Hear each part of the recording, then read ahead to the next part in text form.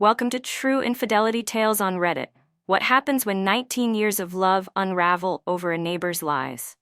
Let's dive into a story of betrayal, heartbreak, and a family fighting to survive.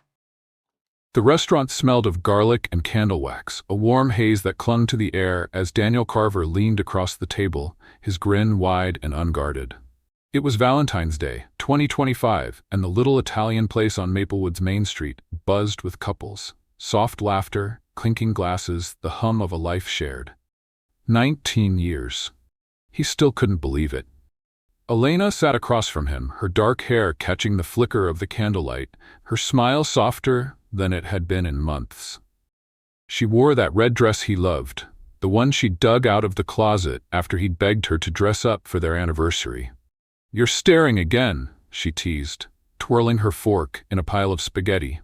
Her voice had that playful lilt he'd fallen for back when they were just kids themselves, sneaking beers behind the high school bleachers. "Can't help it," Daniel said, leaning back in his chair. "You're still the prettiest girl in the room." She rolled her eyes, but the flush on her cheeks told him she liked it. He reached for her hand, his calloused fingers brushing hers, and for a moment, it was like the last few years. The arguments, the late nights worrying about bills, the strain of raising two kids, hadn't happened. They'd made it through the rough patches. Therapy had helped, more than he'd expected. Elena's psychologist had given them tools, ways to talk without yelling, ways to listen. Lately, they'd been good. Really good. The waiter dropped off a small plate of tiramisu, and Daniel slid it toward her. "For you, since I know you'll steal half of mine anyway." "Smart man," she said, smirking as she scooped up a bite. Back at home that night, the kids were waiting. Lily, 12 and all elbows and opinions, had insisted on staying up late to show them the anniversary card she'd made.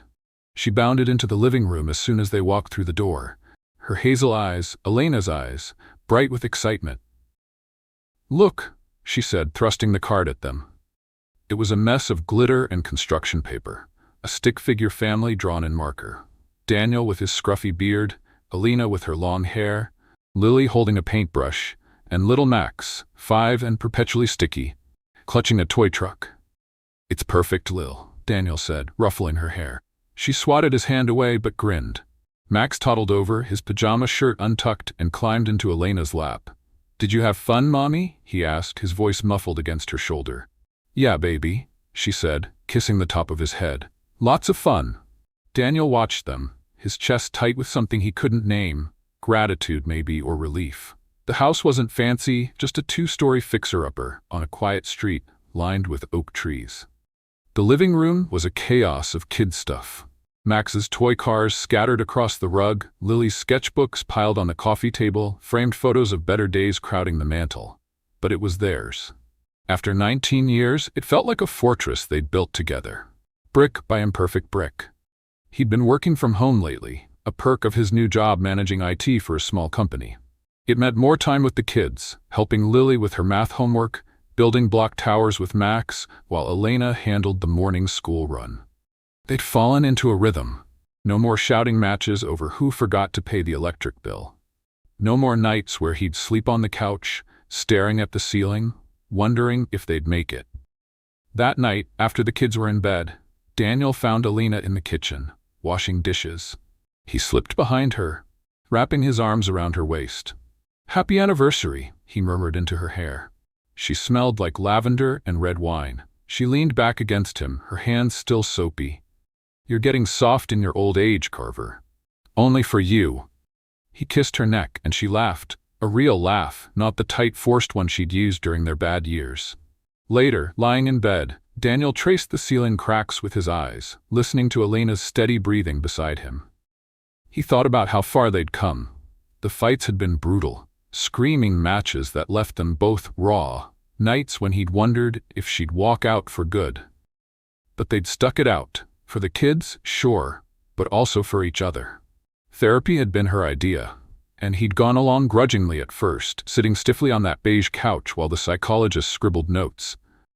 But it worked.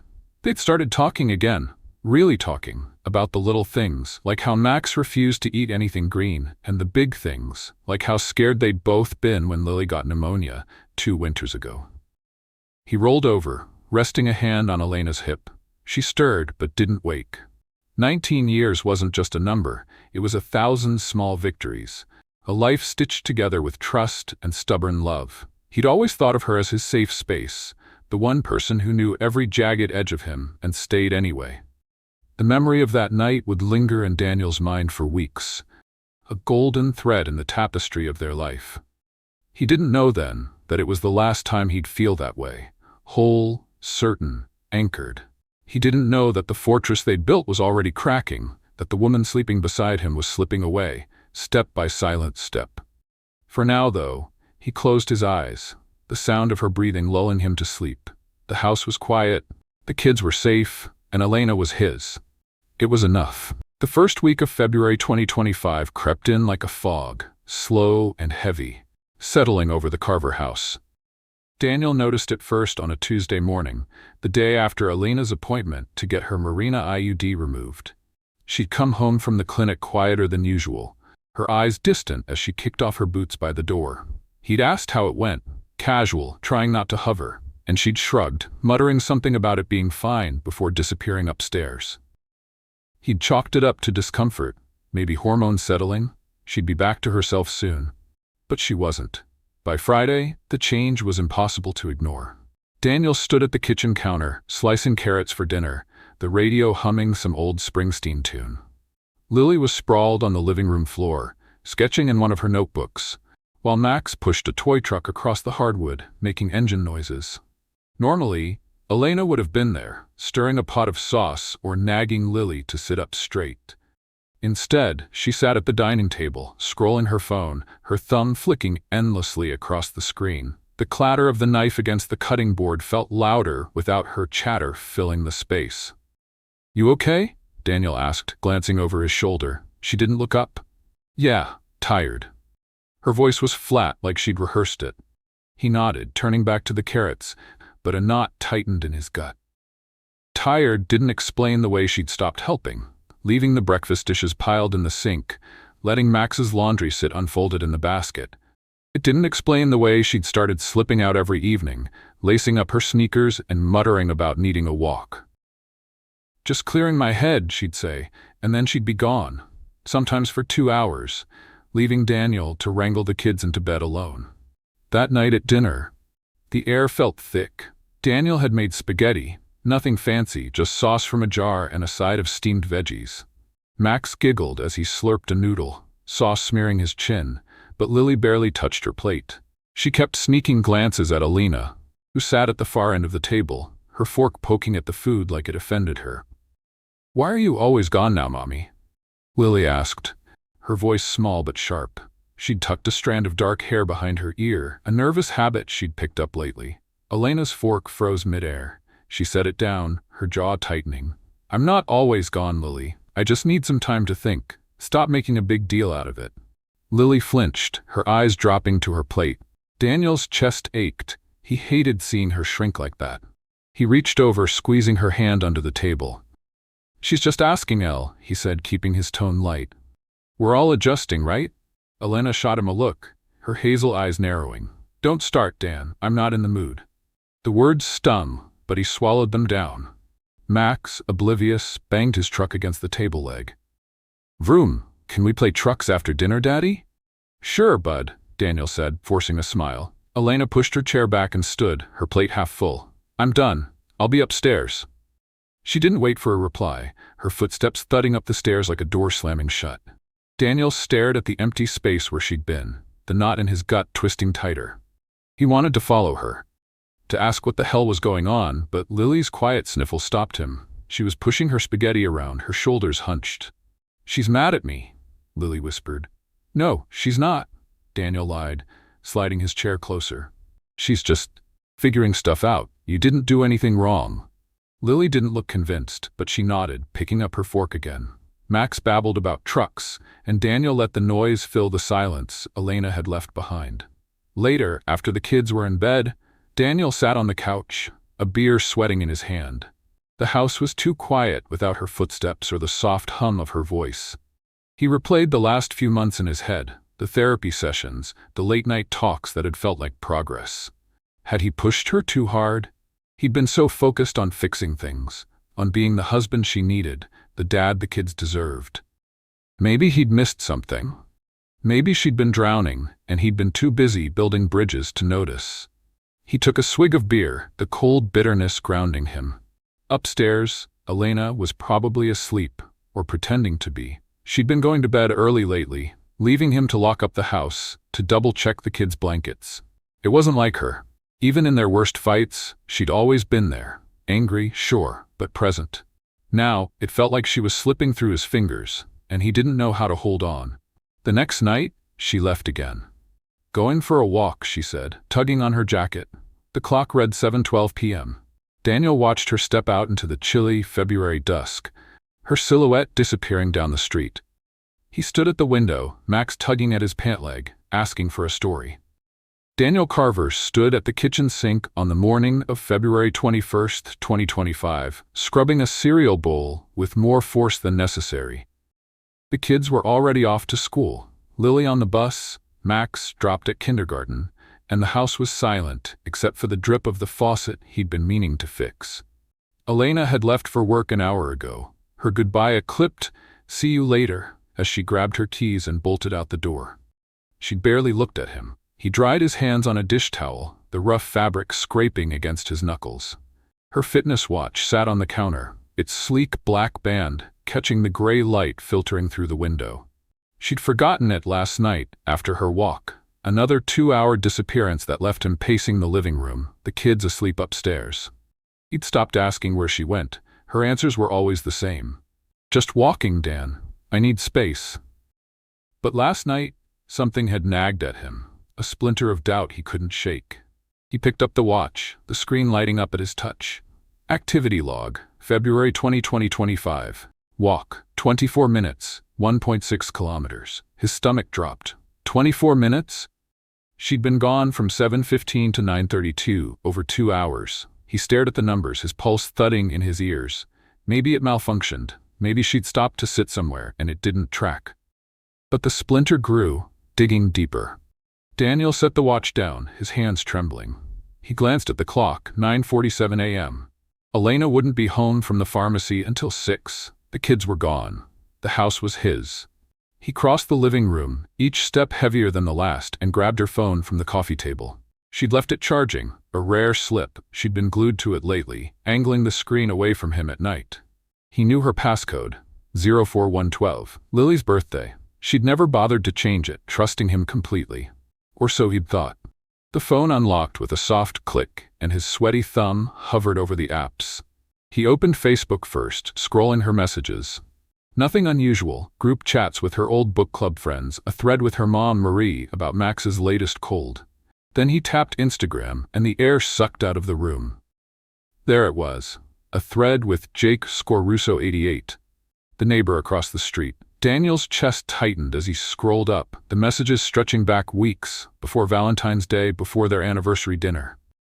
Flirty at first. "You looked good in that jacket last night," from Jake. Elena's reply a winking emoji. Then bolder, "Wish I could have stayed longer on the walk."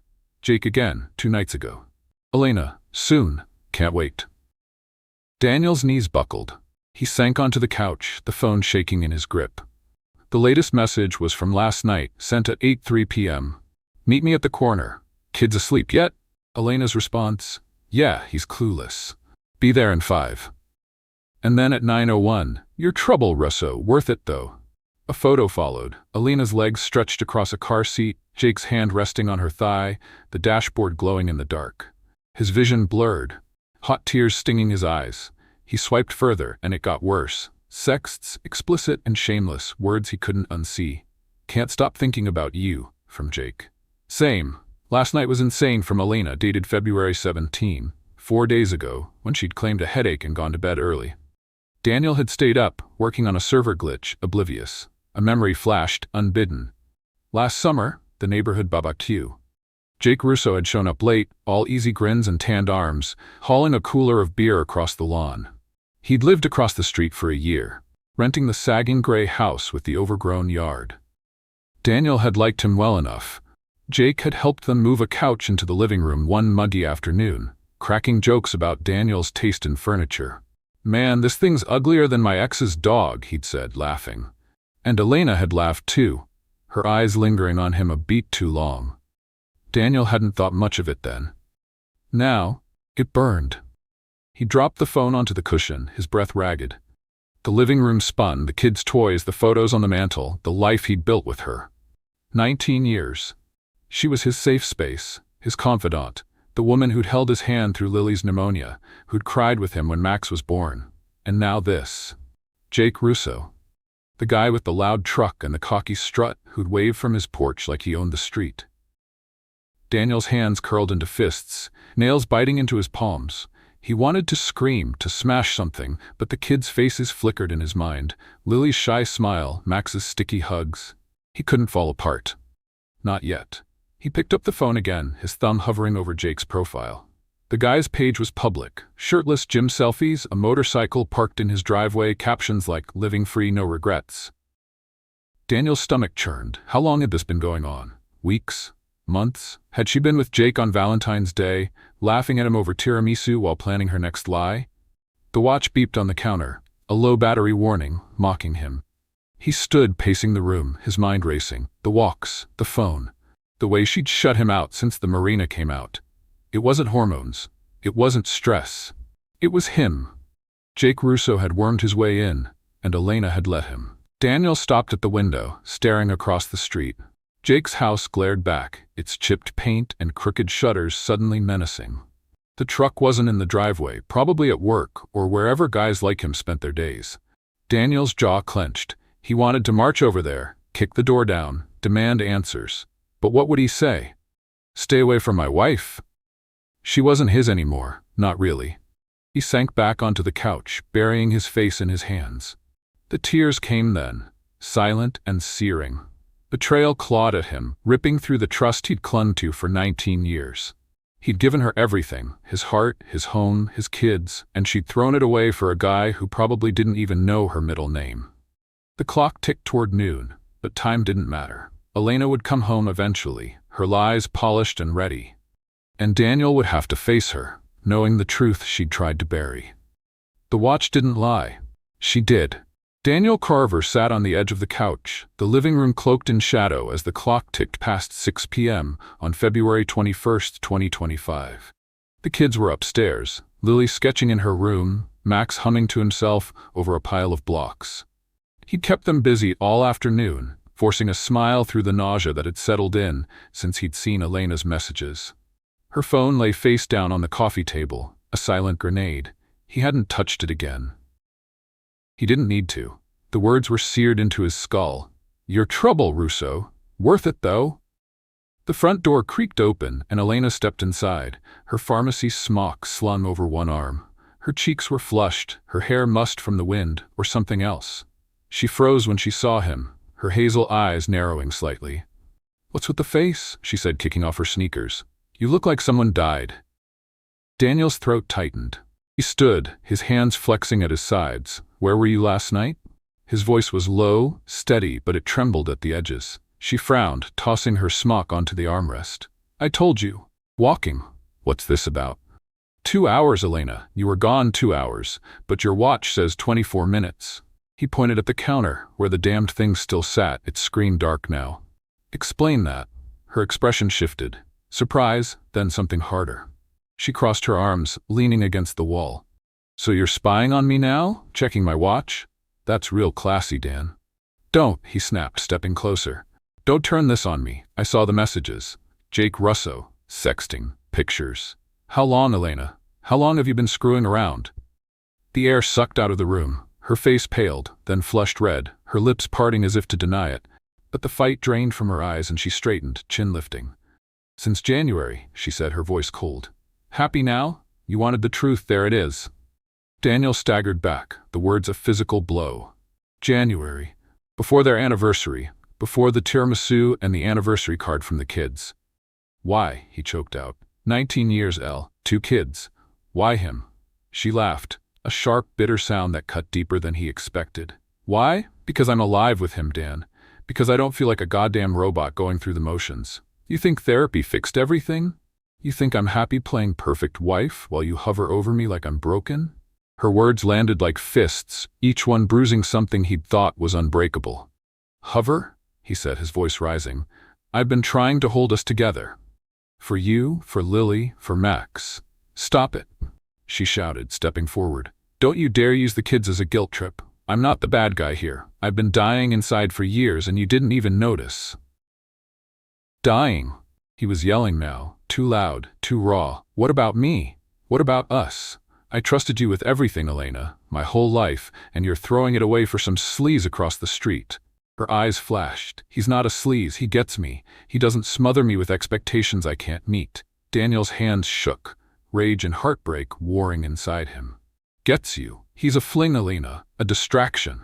What happens when he gets bored? What happens to the kids when—" A small sob cut him off. They both turned. Max stood at the bottom of the stairs, his toy truck clutched to his chest, tears streaking his face. "Why are you yelling?" he whimpered. "I don't like it." Elena's face softened for a split second, but Daniel moved first, crossing the room in 2 strides. He scooped Max up, holding him tight against his shoulder. "It's okay, bud," he murmured, his voice cracking. "We're just talking loud. Go back upstairs, I'll be there soon."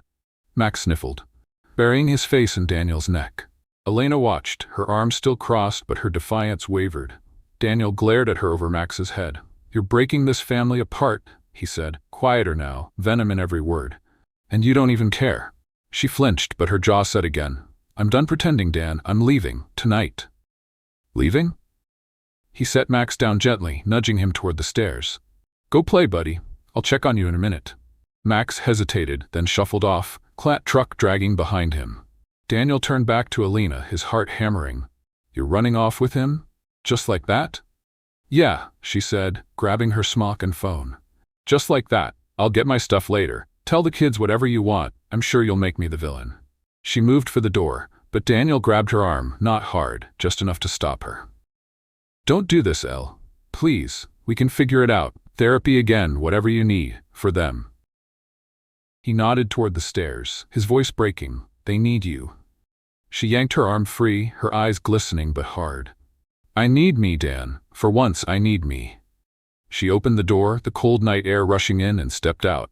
"I'll be at Jake's, don't call." The door slammed shut, and Daniel stood there, the echo ringing in his ears. His knees gave out, and he sank to the floor, hands gripping his hair.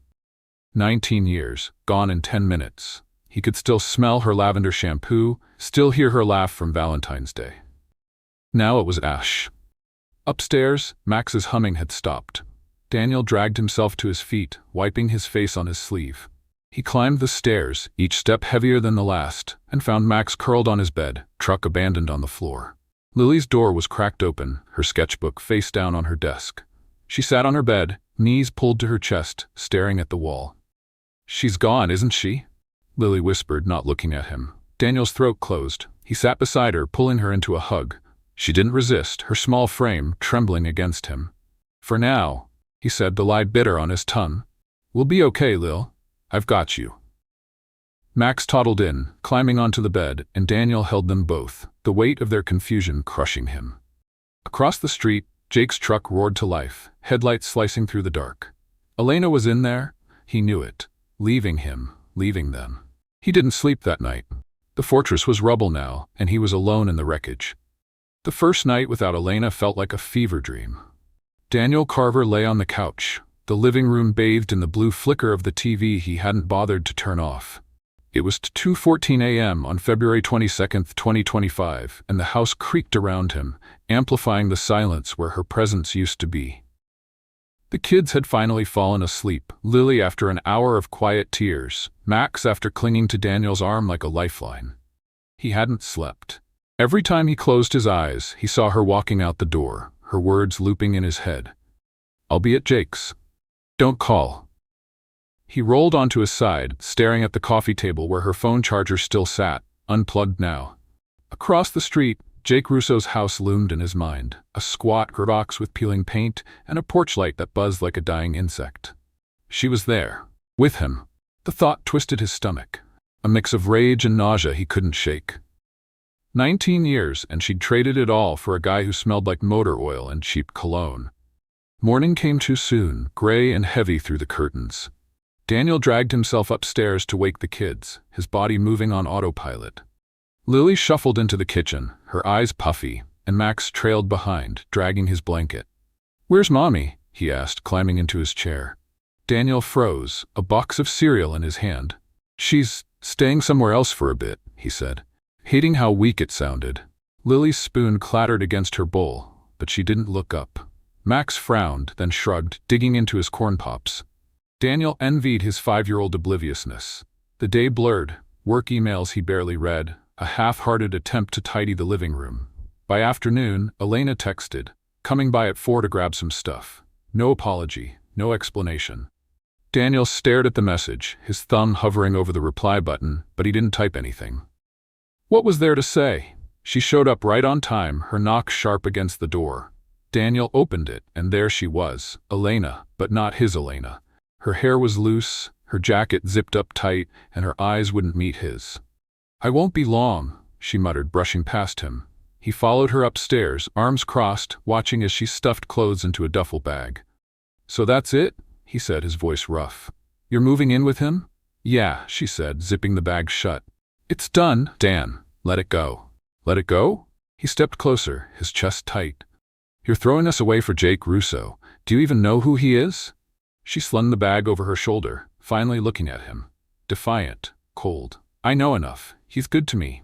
That's more than I can say for this." She gestured vaguely at the room, at him. "Good to you?" Daniel's laugh was hollow.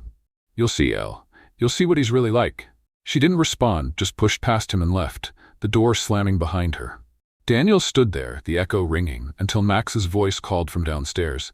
"Daddy, can I have juice?" That night, after the kids were in bed, Daniel sat at his laptop, the screen's glow harsh against the dark. He couldn't let it go. Not her words, not the smug tilt of Jake's grin he'd imagined across the street. He opened a browser, typing Jake Russo Maplewood into the search bar. Social media came up first, Instagram, the same crap he'd seen before. Gym pics, bike shots. Then a local news article from 3 years ago stopped his breath. "Maplewood man convicted of domestic violence," the headline read. Daniel clicked, his heart pounding. Jake Russo, 41, guilty of assaulting his ex-girlfriend, broken ribs, a busted lip, neighbors calling the cops after screams echoed down the street. There was more, a restraining order he'd breached 6 months later, landing him a stint in county jail.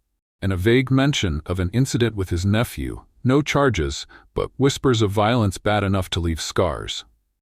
Daniel's hands went cold. He dug deeper, pulling up public court records, dates, case numbers, a mugshot of Jake staring blankly at the camera, his jaw set like he didn't care. This was the man Elena had run to, the man she'd let touch her, let into her life, into their life. He grabbed his phone, dialing Marie, Elena's mom. She picked up on the second ring, her voice groggy. "Dan, it's late? What's wrong?" "She's with Jake Russo," he said, skipping preamble. "Across the street. She left us, Marie.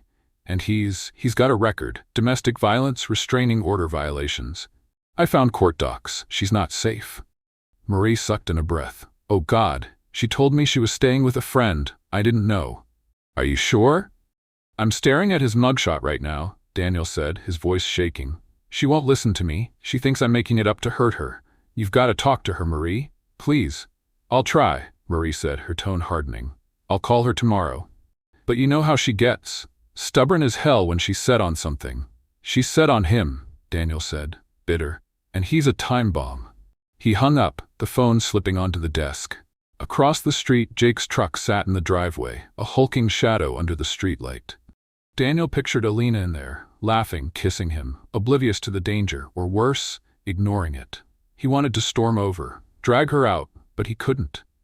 Not with the kids asleep upstairs, not with the law on her side if she chose to stay. He leaned back, rubbing his face. The fortress was gone, and now the wreckage was a battlefield. He'd lost her. Maybe for good, but he wouldn't lose Lily and Max to whatever mess she'd stepped into. Jake Russo wasn't just a fling. He was a threat. And Daniel would fight like hell to keep his kids safe, even if it meant tearing down what little was left of the life he'd known. Lily Carver sat cross-legged on her bed, the late afternoon light of February 25, 2025, slanting through her window in thin, dusty stripes. Her sketchbook lay open in front of her, A half-finished drawing of a sparrow staring back, its wings jagged, like it was trying to escape the page. She gripped her pencil too tight, her knuckles white, but the lines wouldn't come right.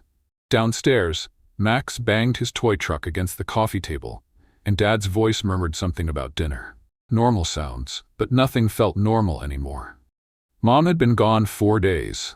4 days since she'd walked out, her duffel bag slung over her shoulder, leaving a hole in the house Lily couldn't fill.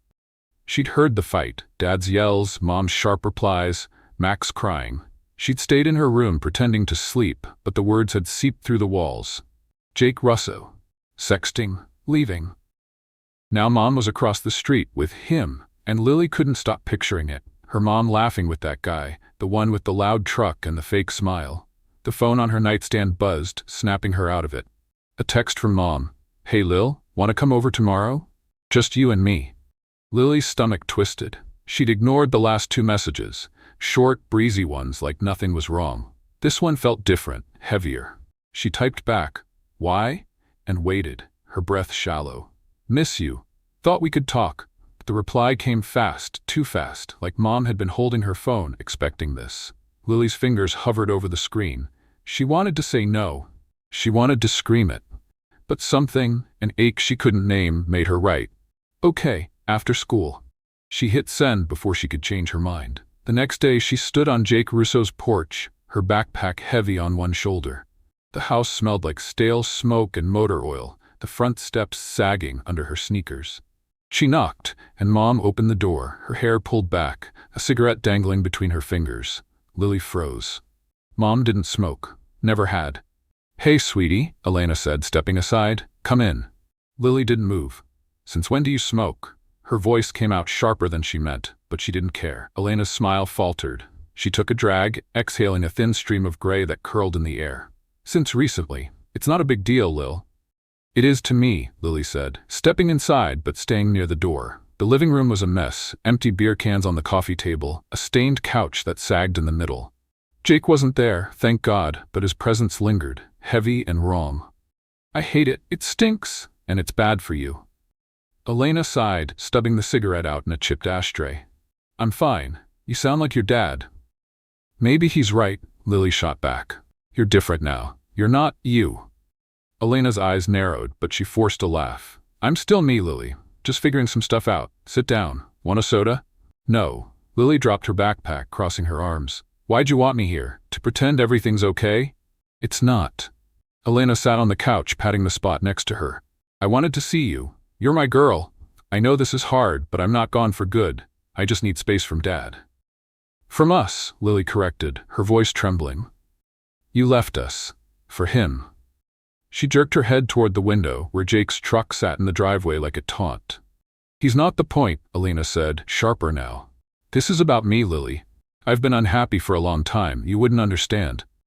"I understand plenty," Lily said, tears pricking her eyes.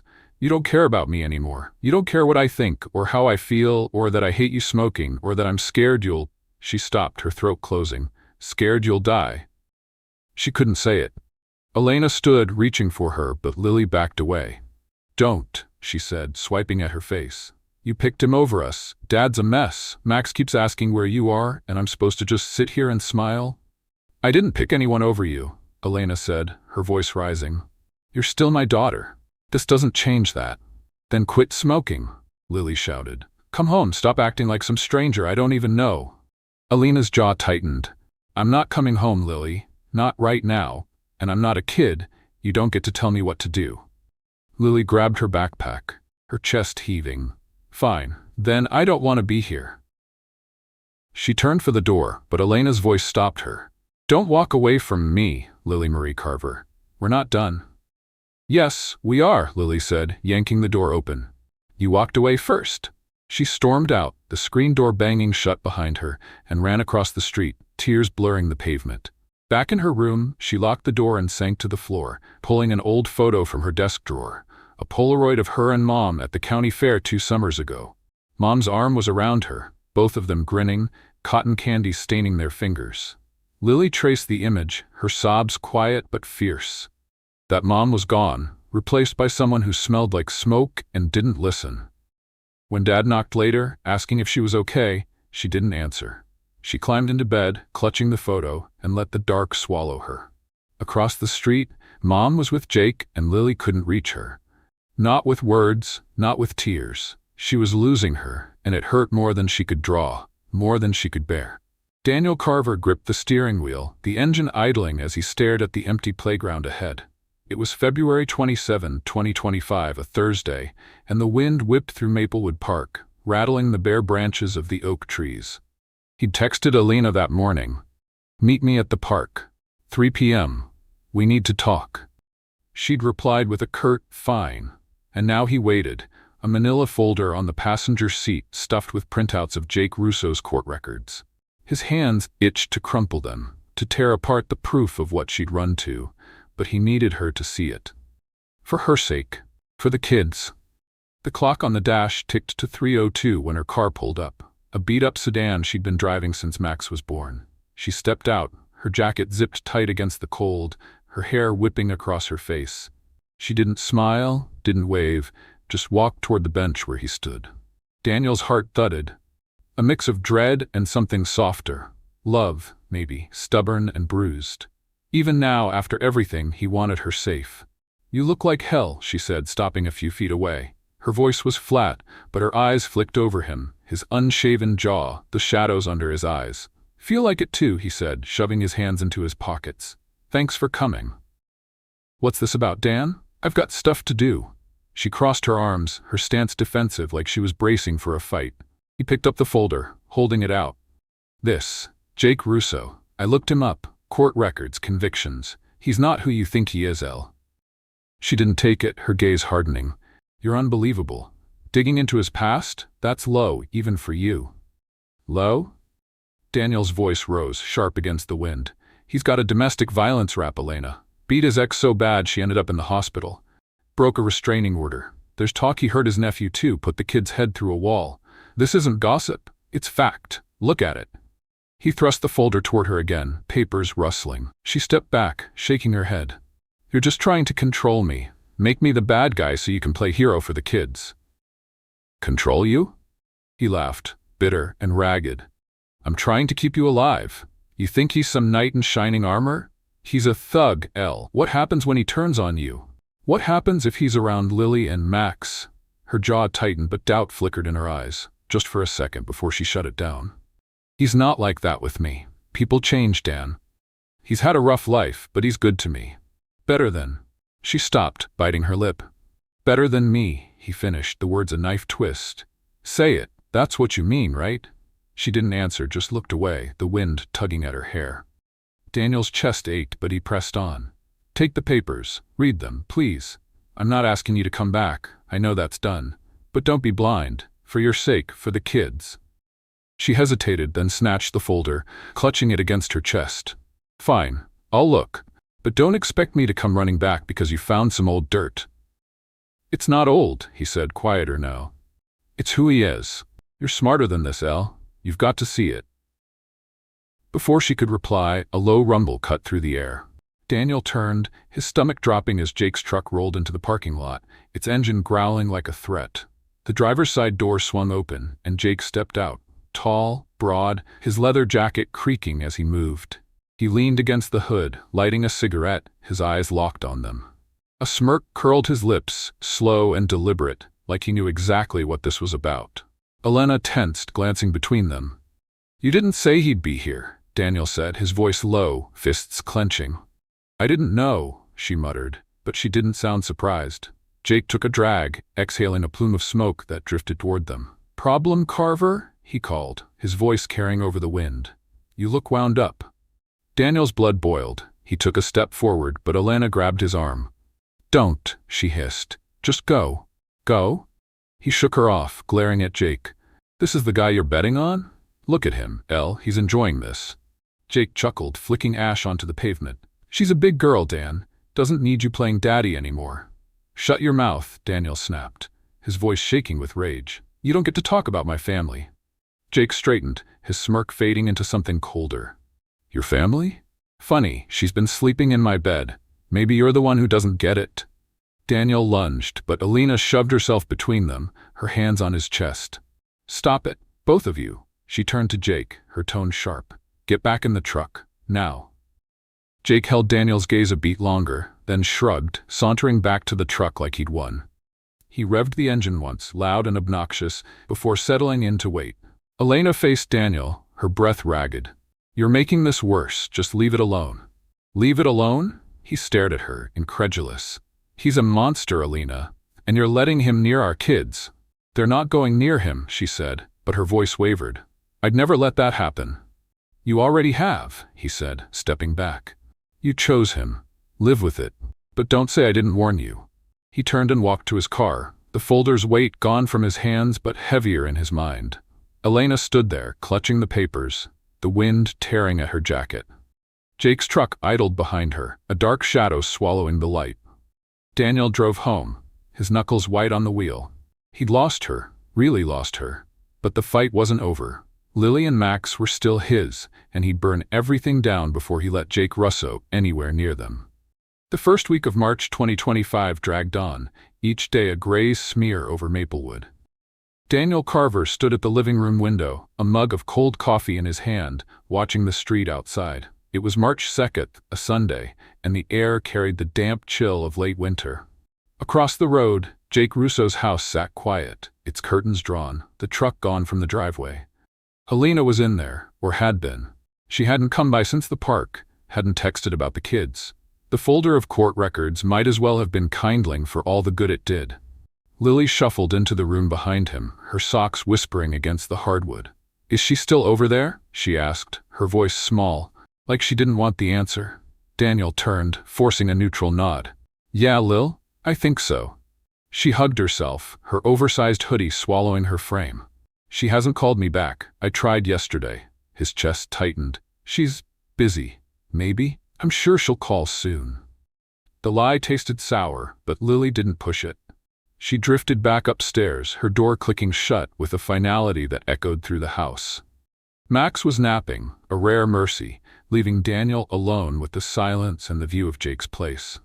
Elena's absence wasn't just physical. She'd started pulling away from everyone, her mom, her friends, the life she'd built over 19 years. Marie had called him yesterday, her voice tight with worry. "She's not answering me, Dan. I left 3 voicemails, texted her twice, nothing. She said she was fine last week, but now? It's like she's vanished." "She hasn't," he'd said, bitter. "She's across the street playing house with him." Marie had sighed, heavy and defeated. "She's not the girl I raised anymore. I don't know what to do." Daniel didn't either. He'd heard from Tara, Elena's old book club friend too. She'd run into Elena at the grocery store a few days ago. She barely said hi. Tara told him over the phone. She was with some guy, tall, tattoos, looked like trouble. She brushed me off, said she was in a hurry. It's like I didn't even know her. That night, restless and needing air, Daniel drove to the gas station on the edge of town. It was 8:47 p.m., the sky a bruised purple, and he just wanted a pack of gum, something to chew on besides his own thoughts. He pulled into the lot, the neon sign buzzing overhead, and froze. There she was, Elena, standing by Jake's truck at the pump, laughing louder than he'd heard in months. Her hair was loose, her jacket swapped for a leather one that didn't look like hers. Jake leaned against the truck, a cigarette glowing between his fingers, his arms slung around her shoulders. A third figure stood with them, a guy Daniel didn't recognize, wiry and twitchy, with a tattoo snaking up his neck. He said something, and Elena threw her head back, her laugh cutting through the night. It wasn't her laugh, not the soft, warm one from their kitchen days, or even the sharp one from their fights. This was wild, unrestrained, like she'd shed a skin he hadn't known she wore. Daniel gripped the steering wheel, his breath fogging the windshield. Jake flicked his cigarette to the ground, grinding it out with his boot, then pulled Elena closer, kissing her hard. The tattooed guy smirked, clapping Jake on the back. Daniel's stomach churned. This was her now, surrounded by strangers, tethered to a man who'd already proven he could hurt. He almost got out of the car. Almost stormed over, demanded she explain herself, tell him why she'd traded their cluttered, chaotic home for this. But what would it change? She'd made her choice, and he wasn't in it. He watched as they climbed into the truck. Jake behind the wheel, Elena in the middle, the tattooed guy on the passenger side. The engine roared, and they peeled out, taillights fading into the dark. Back home, Daniel sank onto the couch, the gun unopened in his pocket. He pulled up a memory. Elena at her book club, 2 years ago, curled up in an armchair with a glass of wine, debating Jane Austen with Tara and the others. She'd come home that night, tipsy and glowing, kissing him on the cheek as she rambled about Mr. Darcy. That Elena was gone, replaced by someone who laughed with men like Jake Russo and his crew, who didn't call her daughter back. He checked his phone, no messages. He dialed Marie again, needing to hear she'd gotten through. "Anything?" he asked when she picked up. "No," Marie said, her voice cracking.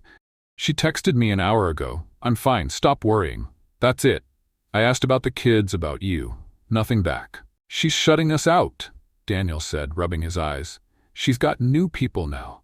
I saw her tonight, at the gas station with Jake and some guy. She didn't even see me." Marie was quiet for a moment. "She's lost, Dan. I don't know how to reach her." "Me neither," he admitted. "But I can't let her take Lily and Max down with her." He hung up, the house settling around him. Across the street, the porch light at Jake's flickered on, then off. Elena was in there or somewhere with him, surrounded by a world Daniel didn't recognize. He'd warned her, begged her to see the truth, but she'd built a wall, higher than the one between them in their worst years. And on the other side, Jake Russo waited, pulling her deeper into a life that could break her, or worse. Daniel leaned back, staring at the ceiling. The kids were upstairs, safe for now, but how long could he shield them from this? Elena was slipping away, and he was powerless to stop it. All he could do was hold the line, for Lily, for Max, for whatever scraps of their family he could still protect. Daniel Carver adjusted his tie in the cracked mirror of the Maplewood courthouse bathroom, the fluorescent light buzzing overhead. It was March 5, 2025, and his reflection stared back, pale, unshaven, eyes hollowed out by sleepless nights. The suit was old, a gray hand-me-down from his brother, too tight across the shoulders. He hadn't worn it since Max's baptism 5 years ago, a day when Elena had smiled at him like he was her world. Now he was here to fight her, to keep their kids safe from the chaos she'd chosen. He stepped into the hallway, the folder of Jake Russo's court records tucked under his arm. His lawyer, Sarah Klein, waited by the courtroom doors, short, sharp-eyed, her briefcase slung over one shoulder. "Ready?" she asked, her tone brisk but kind. "No," Daniel admitted, his voice rough. "But let's do it." The courtroom was smaller than he'd expected, all scuffed wood and flickering lights, the air thick with dust and tension. He sat at the plaintiff's table, Sarah beside him, while Elena sat across the aisle with her own lawyer, a wiry man in a cheap suit who kept whispering in her ear. She looked different, thinner, her hair pulled back tight, her eyes avoiding his. Jake wasn't there, thank God, but his shadow hung over the room anyway. The judge, a stern woman with gray streaks in her bun, called the session to order. "We're here on the matter of custody for Lily Marie Carver, age 12, and Maxwell James Carver, age 5, she said, peering over her glasses. "Mr. Carver seeks full custody with supervised visitation for Miss Carver. Let's hear opening statements." Sarah stood, her voice steady. "Your Honor, Mr. Carver is requesting full custody to ensure the safety and stability of his children.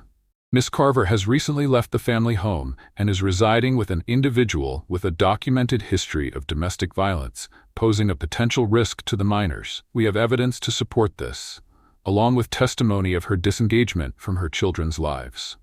Elena's lawyer countered, his tone slick. "Miss Carver is a loving mother who has been unfairly maligned by her ex-husband. She seeks joint custody and denies any risk to her children. This is a personal vendetta, Your Honor, not a legal necessity." Daniel's stomach churned as the proceedings unfolded. Legal jargon, procedural back and forth. Then Sarah called him to the stand. He walked up, his shoes squeaking on the floor, and swore the oath, his hand trembling on the Bible. "Mr. Carver," Sarah began, "can you describe the events leading to this petition?" He swallowed, his throat dry. "Elena, Miss Carver, left our home on February 24 after admitting to an affair with Jake Russo, our neighbor. She's been living with him since. I found out he's got a record, domestic violence, restraining order violations. I warned her, gave her the proof, but she won't listen. She's pulled away from the kids. Lily's a wreck. Max keeps asking for her. I'm scared what happens if they're around him. His voice cracked, and he gripped the stand's edge. I just want them safe. That's all. Sarah held up the folder. These are court records for Jacob Russo, showing convictions from 2022 and 2023. We submit them as evidence of the risk he poses. The judge nodded, accepting the papers. Elena's lawyer rose, adjusting his tie. Mr. Carver, isn't it true you've been hostile toward Miss Carver since she left? That you've tried to turn the children against her? No, Daniel said, his jaw tight. I've tried to protect them. Lily won't even see her. She's hurt, not brainwashed. Elena's the one who walked out. The lawyer smirked. And you've never exaggerated Mr. Russo's past to scare her into coming back? Daniel leaned forward, his voice rising. Exaggerate? He broke his ex's ribs. He's a threat. I don't need to make that up. Enough, the judge snapped, banging her gavel. Next witness. Elena took the stand, her hands clasped tight. She looked at the judge, not Daniel, her voice low but firm. I love my kids. I'd never put them in danger. Jake's not perfect, but he's good to me. Dan's blowing this out of proportion because he's mad I left. I want joint custody. I'm still their mom. Sarah crossed her arms. Miss Carver, have you introduced Mr. Russo to your children? No, Elena said, hesitating. Not yet. But you intend to? If it's safe, she said, her eyes flickering to Daniel. I'd never hurt them. Sarah pressed. And your daughter, Lily, she's refused to see you recently, correct? Why do you think that is? Elena's composure slipped, her lip trembling. She's upset. She doesn't like that I smoke now, that I'm not home. But she's 12. She'll get over it. Daniel's fists clenched. Get over it? Lily wasn't some tantrum-throwing toddler. She was breaking, and Elena didn't see it. The hearing stretched on, a blur of questions and objections. Then, as Daniel stepped down, Max's voice echoed in his head from 2 nights ago, soft and confused. Why doesn't Mommy love us anymore? He'd been tucking Max in, the boy's truck clutched in his small hands, and the question had gutted him. She does, Daniel had lied, kissing his forehead. She's just figuring stuff out. But standing here, watching Elena defend her choices, he wasn't sure anymore. The judge adjourned for deliberation, and Daniel followed Sarah out, his legs shaky. Elena lingered by her table, her lawyer muttering something, but she didn't look at him. He wanted to shake her, scream that she was gambling with their kids' lives, but the courtroom's cold formality held him back. Outside, Sarah clapped his shoulder. You did good, Dan. The records help. We've got a shot. He nodded, but his eyes drifted to Elena as she exited, her head down, the folder he'd given her nowhere in sight. She climbed into her sedan and drove off. Back to Jake, back to the life she'd chosen. Daniel walked to his car, the wind biting his face. He didn't feel victorious. He felt hollow, a father fighting for scraps of a family she'd already left behind. But he'd keep fighting. For Lily's tears, for Max's questions, for the kids who deserved more than this. Lily Carver sat at her desk in the back of Miss Harper's classroom, the chatter of her 7th-grade classmates a dull roar around her. It was March 7th, 2025, a Friday, and the whiteboard was scribbled with math equations she hadn't bothered to copy. Her notebook lay open, blank except for a doodle of a cracked heart in the corner, its edges smudged where her hand had brushed it. She used to love school, art club, science projects, the way Miss Harper would smile when she raised her hand. Now it felt like a chore, a place to sit until she could go home and hide. Her pencil rolled off the desk, clattering to the floor, but she didn't pick it up. A girl nearby, Katie, with her perfect ponytail, glanced over, whispering something to her friend. Lily pulled her hoodie tighter, the sleeves swallowing her hands. She knew what they saw. The quiet girl who'd stopped talking, stopped smiling. She didn't care. Smiling hurt too much, like stretching a muscle that had forgotten how to move. At home, it wasn't much better. Dad tried, cooking dinners she barely ate, asking about her day in that soft, careful voice he'd started using. Max babbled on, oblivious, crashing his trucks into everything. But Mom was gone, across the street with him, and the hole she'd left swallowed everything else. Lily hadn't gone back to Jake's house since that fight. Since Mom waved off her pleas about the smoking, acting like Lily's feelings were a tantrum to ignore. She'd texted Mom once after, a simple, I miss you, but the reply, miss you too, Lil, busy now, felt like a door slamming shut. The bell rang, jolting her. Kids streamed out, but Miss Harper called her name. Lily, can you stay a minute? She nodded, dragging her backpack to the front. Miss Harper leaned against her desk, her glasses perched on her nose. I asked your dad to come in today. He'll be here soon. I'm worried about you. Lily's stomach sank. Why? Your grades, Miss Harper said, her voice gentle but firm. You've missed 3 assignments this week. You're distracted, quiet. That's not the Lily I know. She pulled out a paper, a still life sketch of fruit Lily had done last month, vibrant with color. This is you. Not this. She tapped the blank notebook. Lily shrugged, staring at the floor. I'm fine. You're not, Miss Harper said, and that's okay, but I need to know what's going on. Before Lily could answer, Dad walked in, his coat rumpled, his eyes tired but warm when they landed on her. Hey, Lil, he said, then nodded to Miss Harper. Thanks for calling. They sat, Lily between them, the air thick with concern she didn't want. Miss Harper explained, slipping grades, no participation, a C- on the last quiz when Lily used to ace everything. She's pulling away, she said. I've seen it before. Something's wrong at home. Dad rubbed his face, his voice low.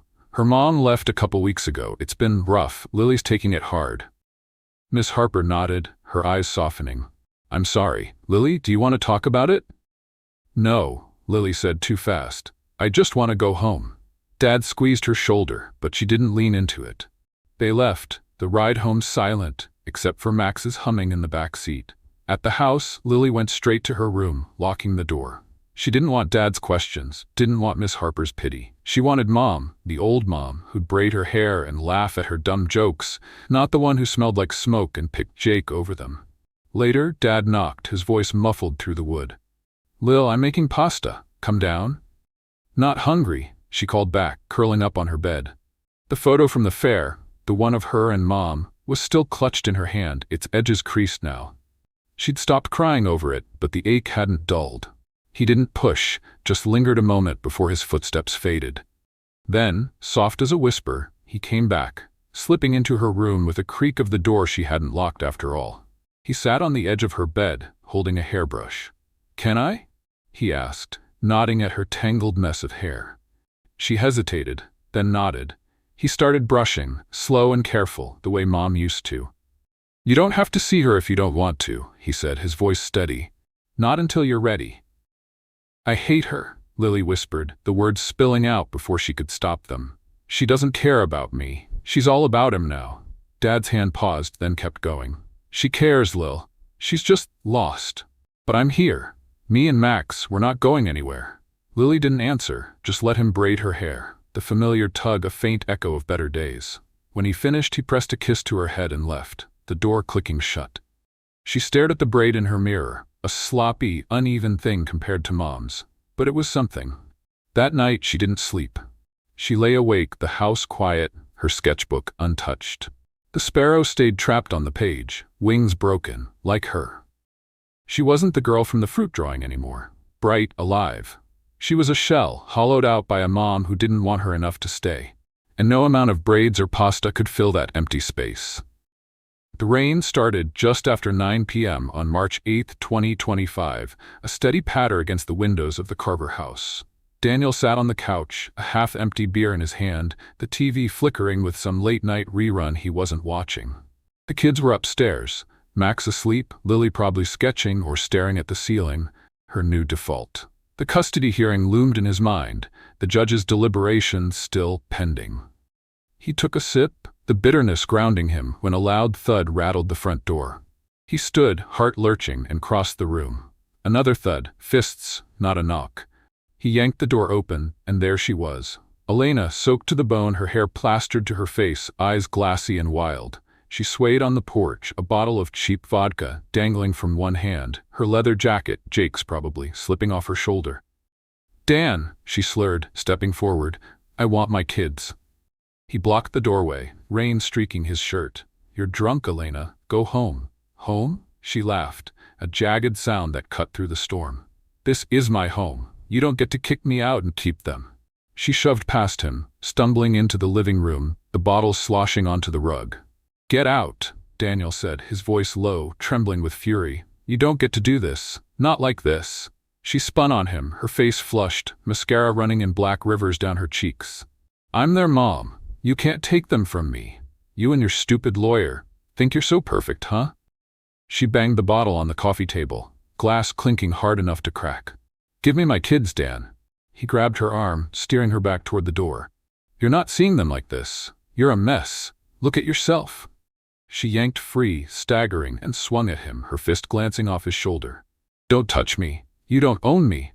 Her voice rose, shrill and broken. Lily! Max, come down here. Mommy's here. Stop it. Daniel roared, stepping between her and the stairs. You're scaring them. Upstairs, Lily's door creaked open, then shut fast. She'd heard everything. Daniel's chest tightened as Elena kept shouting, her words slurring into a desperate chant. Lily! Max! I'm sorry! Come see me! The rumble of Jake's truck cut through the noise, headlights slashing across the windows. Daniel glanced out. Jake sat in the driver's seat, engine idling, his silhouette dark and still. He wasn't getting out, just waiting, like a predator biding its time. Elena lurched toward the stairs, but Daniel caught her waist, pulling her back. You're not going up there, he said, his voice shaking. Not tonight. Not ever like this. Let go. She clawed at his arms, nails digging in, her breath hot with vodka and rage. You can't keep them from me.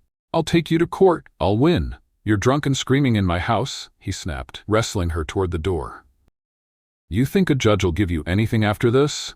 She slumped against him, her fight fading into sobs. I just want them, Dan. I miss them so much. Her voice cracked, raw and small, and for a second he saw the old Elena, the one who'd cried with him when Lily was born, who'd held Max through colic nights. But then she straightened, shoving him off. You're ruining everything. He opened the door, rain pouring in, and guided her out. Go back to Jake. Sleep it off. Don't come here like this again. She stumbled onto the porch, turning to glare at him, tears mixing with the rain. You'll regret this, she slurred, then tripped down the steps, the bottle slipping from her hand to shatter on the pavement. Daniel slammed the door, locking it, his breath ragged. Outside, Jake revved the engine, once, twice, before Elena climbed in and the truck peeled away, tires screeching against the wet road. He leaned against the wall, hands shaking, the living room a wreck, vodka on the rug, the coffee table askew. Then he heard it, a soft whimper from upstairs. He climbed the steps 2 at a time, his heart pounding, and found Lily's door cracked open. She sat on the floor, back against her bed, knees pulled tight to her chest. Her sketchbook was flung across the room, pages crumpled. Lil, he said, dropping beside her. You okay? She shook her head, her face buried in her arms. She's crazy, she whispered, her voice muffled. She scared me. I hid under the bed when she started yelling. Daniel pulled her close, her small frame trembling against him. I'm sorry, sweetheart. She's not herself right now. I won't let her near you like that again. She doesn't love us, Lily said, her voice breaking. She wouldn't do this if she did. She does, he said, the lie heavy on his tongue. She's just messed up. But I've got you. You're safe. Lily didn't answer, just clung to him, her sobs quieting into shaky breaths.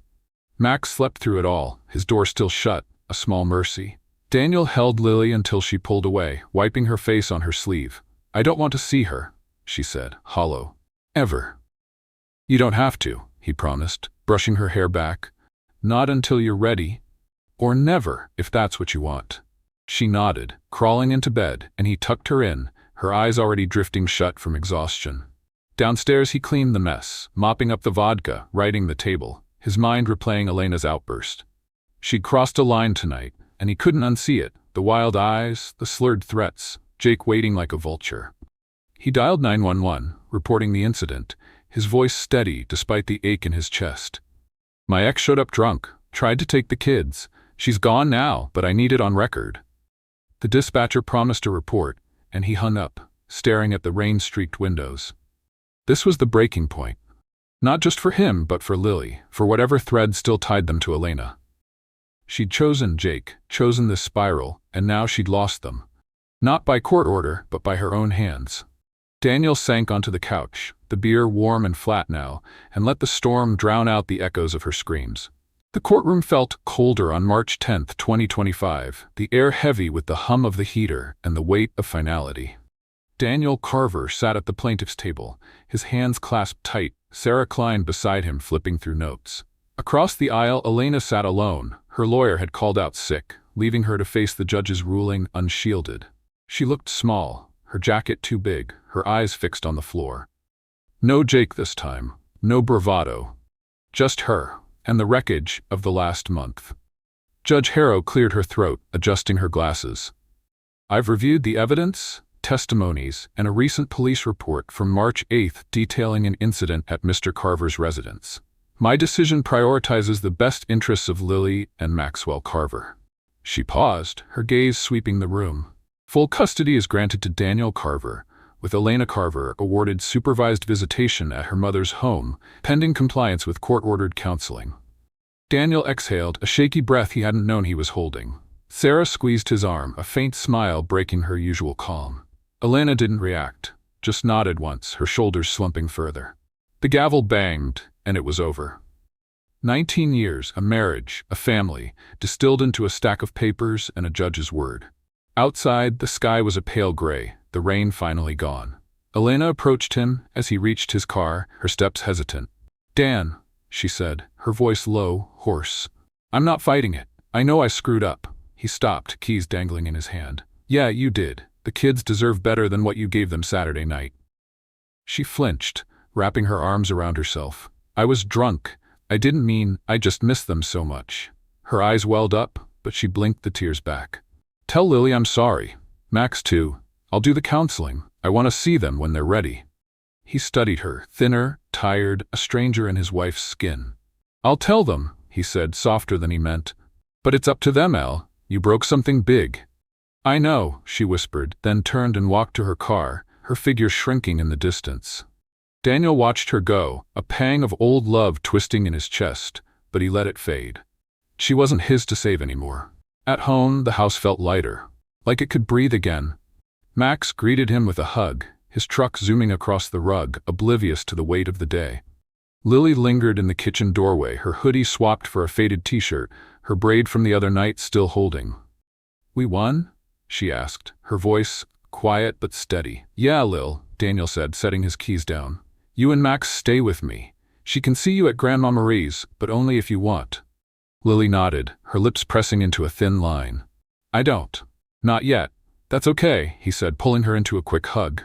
She didn't pull away this time, her arms tightening around him for a beat before she stepped back. The next day, life crept forward. Daniel cooked pancakes, burnt at the edges, but Max didn't care, smearing syrup everywhere. Lily ate half of hers, a small victory. After breakfast, she disappeared upstairs, and Daniel busied himself with dishes, the normalcy a balm on raw nerves. He found her later in the living room, taping a new drawing to the fridge, a pencil sketch of 3 figures. Him, Max, and her, standing under a tree with sprawling branches. No mom. The lines were shaky, but the tree stood tall, roots digging deep. Art club started again, she said, not looking at him. I went yesterday. It's good, Lil, he said, his throat tight. Really good. She shrugged, but a ghost of a smile flickered, faint, fragile, but there. It wasn't the old Lily, not yet, but it was a start. Max ran in, demanding they play trucks, and she joined, her laugh quiet but real as she raced him across the floor. That night, Daniel sat on the couch, the house settling around him. The fridge hummed, adorned with Lily's drawing, a new anchor in the chaos. Upstairs, the kids slept. Max sprawled with his truck, Lily curled under her quilt. He thought of Elena, somewhere across town, maybe with Jake, maybe alone. He still loved her, in a bruised, distant way, but he'd let her go. For Lily's faint smile, for Max's sticky hugs, for the life he could still build. He flipped through his phone, landing on a photo from last summer. The 4 of them at the park, Elena's arm around Lily, Max on his shoulders. He didn't delete it, just closed the app and set the phone down. The fortress was gone, but the rubble held something new. Resilience, scarred but standing. Outside, the oak trees swayed, their branches whispering against the dark. The street was quiet, Jake's house a dim shadow across the way. Daniel leaned back, closing his eyes. It wasn't perfect, it wasn't whole, but it was enough, for now, for them. That's the end of this twisted tale. What do you think? Hit that like button if it got your heart racing, drop a comment with your thoughts, and subscribe for more real-life infidelity stories. Don't miss the next one. Ring the bell and join the ride. See you next time.